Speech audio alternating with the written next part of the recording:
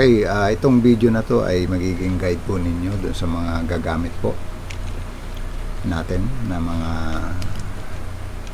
HR in charge, especially dito sa LibCredit. Okay, login lang, tapos gamitin ko lang yung aking password dito. Ito yung bubungad sa inyo once na mag-login. Meron ditong pwede nyong i-backup database lagi para one click lang mayroon na kayong backup ng database or quit. Tapos dito tayo sa enter, click lang tong enter. Ito na yung pinaka main interface, UI user interface. Nandito na po lahat ng gagawin natin sa loob ng database.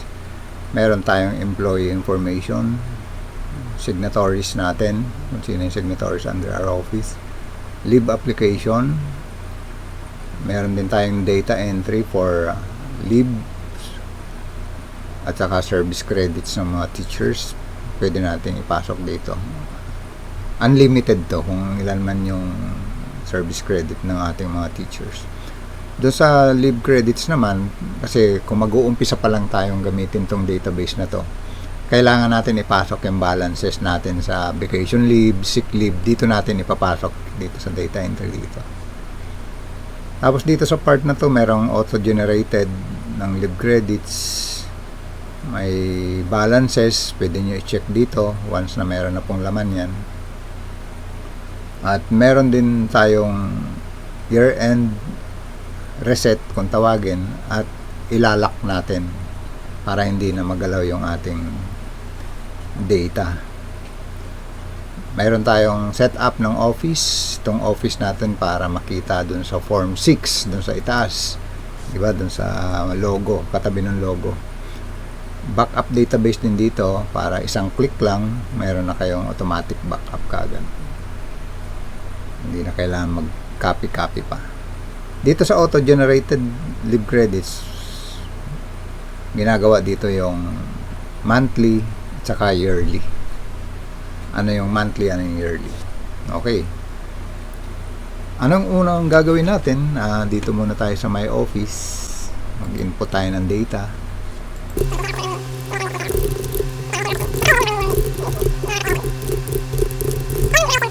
Yan po yung makikita dun sa form 6. Kayo na yung bahalang mag-ayos ng data kung ano yung tamang information.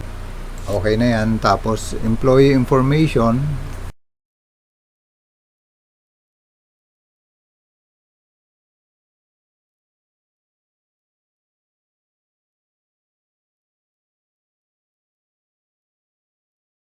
ano ba yung purpose ng status? Pwede kasi may mga suspended employee. Pag may suspended employee, ilalagay nyo sa inactive.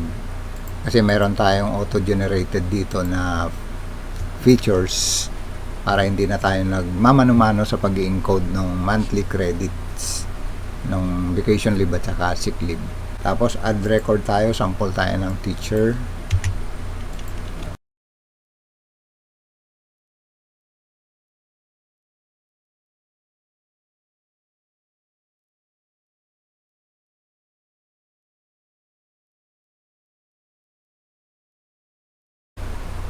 Okay na, meron na tayong employee.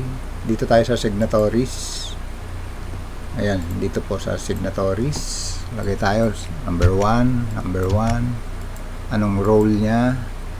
Yung recommend, yun yung mag-approve sa inyo sa office. Yung certify, yan po yung sa HR. Yung approver, yan yung pinaka-head ng office.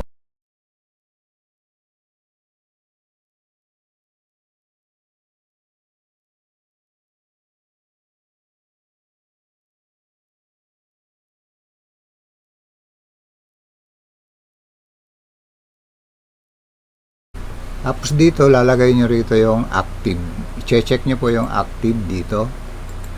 Kasi pag hindi nyo na-check yan, hindi makikita yung mga signatories dun sa leave form. Ito, meron tayong auto-generated dito. Mag-establish muna tayo. Halimbawa, gagamitin nyo na to. Pwede nyong i-generate yan. Itong button dito, merong pang every month, saka meron ding yearly, once a year lang. Yan yung crediting, automatic crediting nung ating vacation leave at saka sick leave. I-click nyo lang to every end of the month. End of the month. Kailangan nyo i-click to. Yan, sampulan natin. Generate. Yan, monthly leave credit generated. Dito sa forced leave, once a year din yan. Halimbawa, January ngayon, click nyo lang. Yan. Yan, generated. Yan, matik na yun. Nandun sa loob na yun.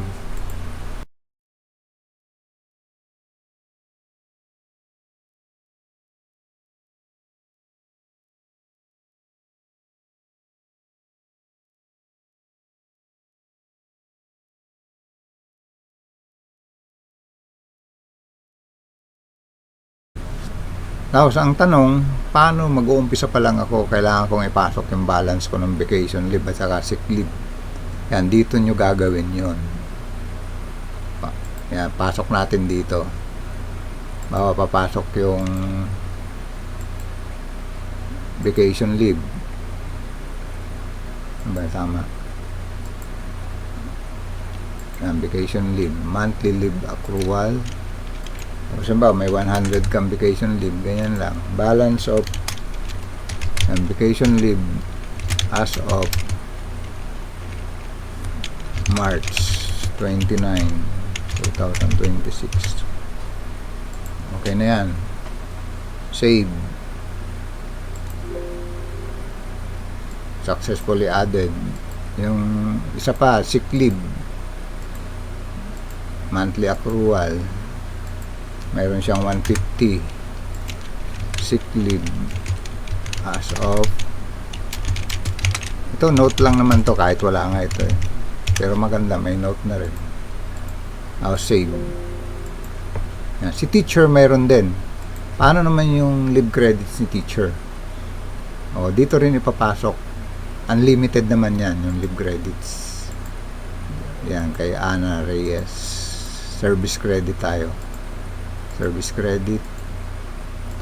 Tapos mayroon siyang 5 na ang particulars niya yung sa national election. Halimbawa,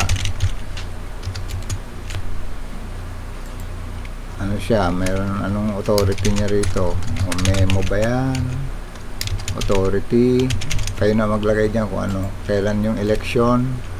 Bawa May 11, 2026, 2025, hindi pa nagamit halimbawa.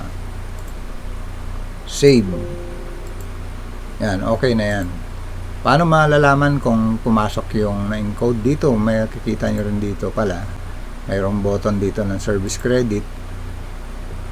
Yan, nandito makikita yung in-encode natin kay teacher. Yan, 5. Election, national election. Okay, tapos dito yung leave credit ng teaching, nandito pumasok yung auto-generated. Tapos yung pinasok nating balance ng sick leave at saka vacation leave. Nandiyan na yung information. Pwede na tayo mag-file ng leave application. Dito na tayo. Mayroon na halimbawa magli-leave. Click lang to. Ganito yung itsura dito. Mayroong employee, leave type, date of filing, number of days. Pipill up lang natin yung lahat. Okay, click nyo lang add record number 1. Then employee. Bawa si non-teaching, dito sa application ID, ito lang yung sundin nyo. Ito yung mag-guide sa inyo kung anong number na yung susunod. Tapos i-tab lang, tab or select lang dito. Sick leave halimbawa, kailan ang date of filing, bawa today. Bawa ilan yung ililib niya, 3 days. Halimbawa April 6 to 8 2026. Tapos sa signatories, ito si principal. Ayan. Tapos dito nakikita nyo na yung balance ng vacation leave at sick leave. Kaya guided na kayo kung magne-negative ba yan o kasya pa ba yung kanyang pinafile. Real time yan. Real time yung balance dito. Pag select nyo ng pangalan kasi dito, makikita na kaagad yung available balance dito. Tapos pwede nyo na i-print yan. Ito na yung printing natin.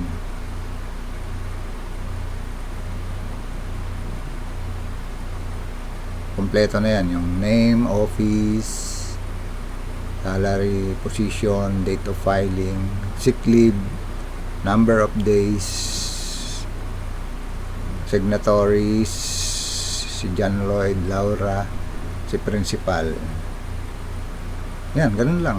Kung kayo na rin yung mag-prepare, madali lang i-prepare. Pag na-approve na, napirmahan na yung leave na to, may sunod kayong gagawin. Pag alam nyong na-approve na, change yung status from pending to approve. I-click ninyo itong approve. Ayan. Once na-approve yan, kailangan nyo i-post sa ledger. Ayan, i-click nyo itong post to ledger. Ayan. Kasi yan yung magiging information natin pag nag-extract tayo ng mga application ng leave. Tapos mag-apply ulit kayo, ganun lang. Yun yung buong proseso. Pag kiklik kayo ng backup, click nyo lang yung backup. Yan na, nag-backup na yun. Ganun lang yung buong proseso nitong database.